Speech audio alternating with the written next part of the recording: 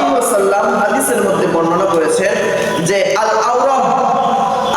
আওরাম শব্দটা বলেছেন হাদিসের মধ্যে।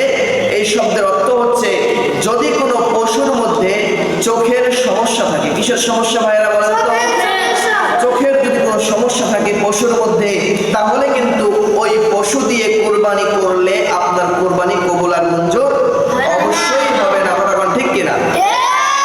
এই জন্য পশু কুরবানি করতে হলে এক নাম্বার যেটা আপনাকে দেখতে হবে আল আওরাহ, আপনার পশুর চোখের সমস্যা আছে কিনা এটা জাস্টিফাই করবেন, দেখবেন, তারপর পশু ক্রয় করবেন। সকলে বলছি ইনশাআল্লাহ। তারপর 2 নাম্বার যে বিষয়টা আপনি দেখবেন, দেখে শুনে কিনবেন, সেটা হচ্ছে আল মারিদ। আল মারিদ অর্থ হচ্ছে স্পষ্ট রোগ। স্পষ্ট রোগ মানে হচ্ছে আপনার পশুর মধ্যে হয়তোবা জ্বর, কাশি, হাঁপানি, বিভিন্ন রকমের রোগ ওই পশুর মধ্যে রয়েছে। ওই পশু দিয়ে যদি আপনি কোরবানি করেন, আপনার কোরবানি আল্লাহ তাআলার দরবারে কবুল হবে না। এই জন্য আমরা এটা দেখে তারপর কোরবানি ক্রয় করার চেষ্টা করব। সবাই বলি ইনশাআল্লাহ।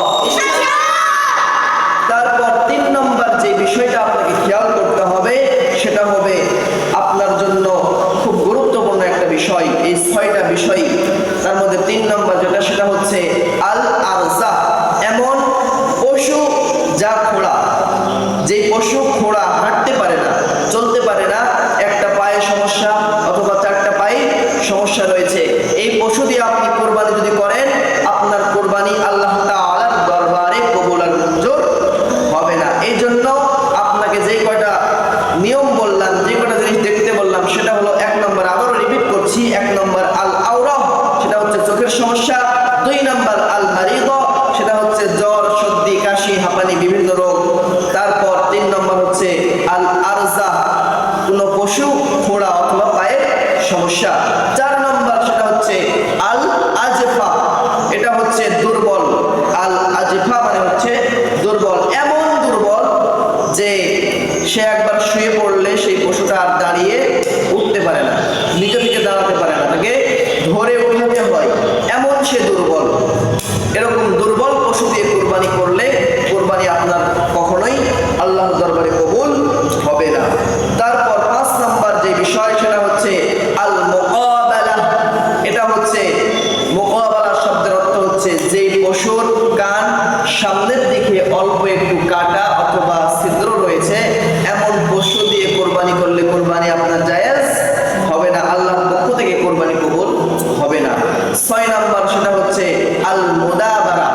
এটা হচ্ছে আপনার পশুর কানের পিছন সাইড অল্প একটু কাটা অথবা ছিদ্র করা, এরকম পশু দিয়ে আপনি কোরবানি করলে আপনার পশু দিয়ে কোরবানি কবুল হবে না। এই 6টি বিষয় আমি আবার সংক্ষিপ্তভাবে রিপিট করছি, আপনারা মনোযোগ সহকারে শুনবেন, পারলে খাতায় লিখে নেবেন অথবা মোবাইলে রেকর্ড করে নেবেন। সেটা হচ্ছে 1 নম্বর আল আওরাহ, চোখের সমস্যা। 2 নম্বর আল মারিদ, জ্বর, সর্দি, হাঁপানি, বিভিন্ন রকমের রোগ থাকা। 3 নম্বর আল আরজা, পায়ের সমস্যা অথবা সেই পশুটা খোড়া। 4 নম্বর আল আজফা, পশুটা হচ্ছে দুর্বল, চলাফেরা করতে পারে না। তারপর 5 নম্বর আল মুকাবালা, কান সামনের দিকে অল্প একটু অথবা তার বেশি ছিদ্র থাকা অথবা কাটা থাকা। তারপর 5 নম্বর গেল। 6 নম্বর হচ্ছে আল মুদাবারা, কানের পিছন দিকে অল্প একটু কাটা অথবা বেশি কাটা। এই পশুগুলো দিয়ে যদি আপনি কোরবানি করেন, আপনার কোরবানি হবে না। এখন আসেন ছোট্ট একটা বিষয় শুনেই আমরা শেষ করে দেব, সেটা হচ্ছে আপনি কোরবানি ক্রয় করার আগে এই বিষয়গুলো দেখে তারপরে ক্রয় করবেন। এখন আসেন, আপনারা যারা কোরবানি ক্রয় করেছেন, কোরবানি কিনে ফেলেছেন, তারপর এই আলোচনাটি আপনারা শুনতেছেন, তাহলে আপনারা কি করবেন? আপনারা কি ওই কোরবানি দিয়ে, ওই পশু দিয়ে কি কোরবানি দিয়ে দিবেন? না, ওই পশু আপনাদেরকে কোরবানি দেওয়া যাবে না। আপনি যদি ঈদের নামাজ পড়ে আসার পরেও দেখেন যে আপনার পশুর মধ্যে কোনো রকম সমস্যা, কোনো রকম ত্রুটি রয়েছে, তাহলে ওই পশুটাকে আপনি বাদ দিয়ে, বিক্রি করে দিয়ে আরেকটা সুন্দর দেখে পশু ক্রয় করে তারপর আল্লাহ রাব্বুল আলামিনকে খুশি করার জন্য কোরবানি দিয়ে দিবেন। এটাই হচ্ছে কোরবানির আসল নিয়ম। আল্লাহ রাব্বুল আলামিন আমাদের সকল